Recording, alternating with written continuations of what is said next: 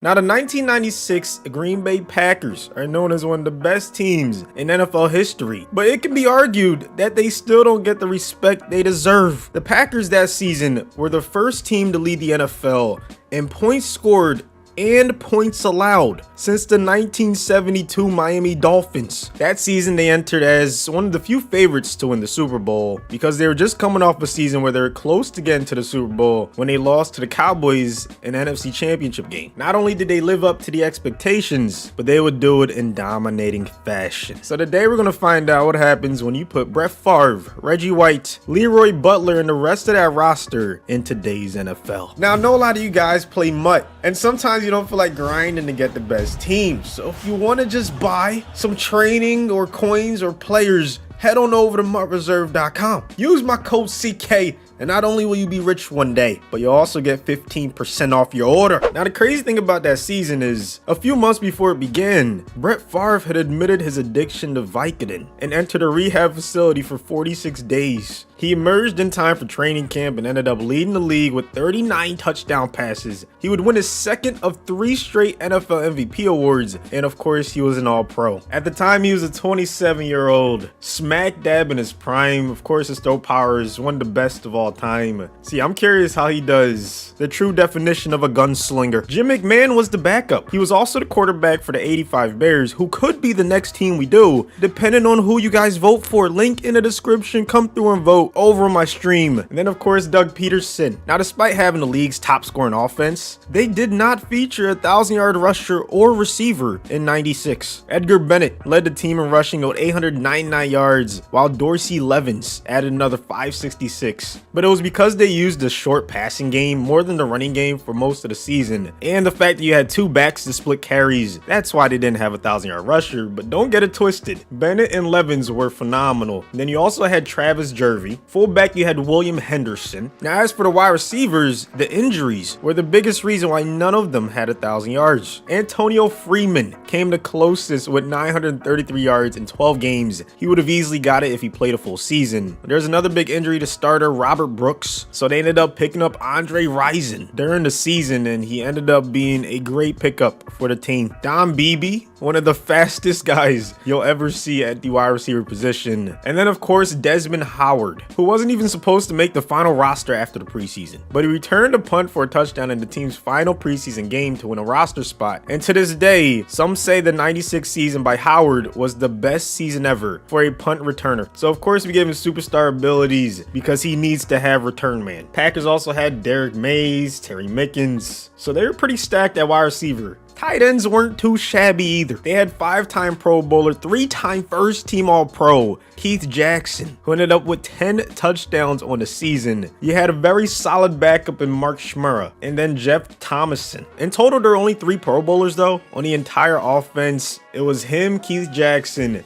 and Frank Winters, who was the leader on a really good offensive line. They were first in offense and also first in defense. They held opponents to 10 points or fewer in 9 of the 16 regular season games. And it all started with number 92, Reggie White, one of the best defensive players to ever live. He was near the tail end of his career, but he was still making Pro Bowls. So he's going to be leading the way at left end with Gabe Wilkins backing him up. On the other side was the very good Sean Jones, who had 5 sacks on the season, only 3.5 less than Reggie. You had Shannon Clavelle. D tackle, you had the Grave Digger, one of the best celebrations you'll ever see. He was the anchor behind the run defense, which was among the best in the league. So you already know he has inside stuff. You have Santana Dotson, who's also going to be a starter in this 4-3. At linebacker, you had Wayne Simmons, Bernardo Harris, George Kuntz, who they lost during the playoffs. Ron Cox ended up coming in for him. And then Brian Williams and Lamont Hollinquest at right outside linebacker. And then, as if that wasn't enough, you had the phenomenal secondary with Doug Evans and Craig Newsome. They combined for 7 interceptions, 3 sacks, and 2 fumble recoveries. Evans was the ball hawk with 5 interceptions, so he's leading the way. Newsome, of course, and then Tyrone Williams, Mike Robinson, and Roderick Mullen. Eugene Robinson had a phenomenal year that season. He finished with a team-high 6 interceptions, so he's going to be leading the way at free safety. You have Chris Hayes, Mike Pryor, and then one of the best safeties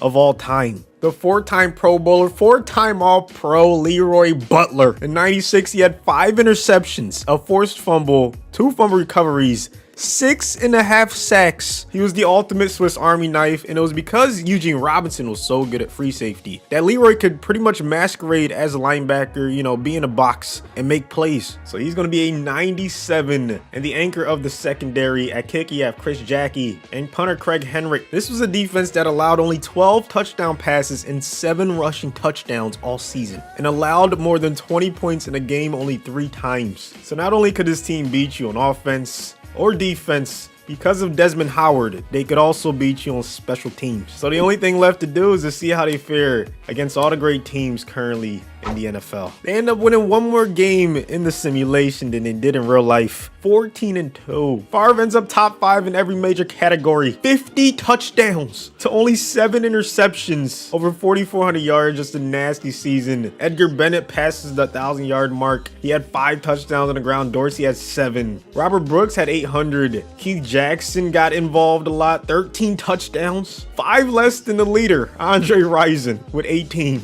On defense, it was George Kuntz who led everybody in tackling. Reggie White had 14 tackles for a loss, 16.5 sacks, more than twice as much than the next person. Leroy Butler was a ball hawk, 3 interceptions, same as Doug Evans. Kuntz added 2. Offense was first in the NFL. Defense was first as well. And Favre wins MVP just like he did that season. He also takes home OPOY. Reggie White ends up 6th for DPOY. Favre takes home best QB. Edgar Bennett gets in the top 10 for best running back. Rison takes home best wide receiver. Freeman's in the top 4. Reggie ends up the best D lineman. And here's the playoff bracket. Right now they have a matchup against the 7th seed Panthers, who just upset the 2 seed Cowboys in the wild card round. Yeah, this one's pretty much a wrap. The Packers, they're doing it on offense, defense, everything. So they're moving on to the conference championship. Now we get to see them take on Tom Brady and the Buccaneers. Packers have a 21-point lead late in the game.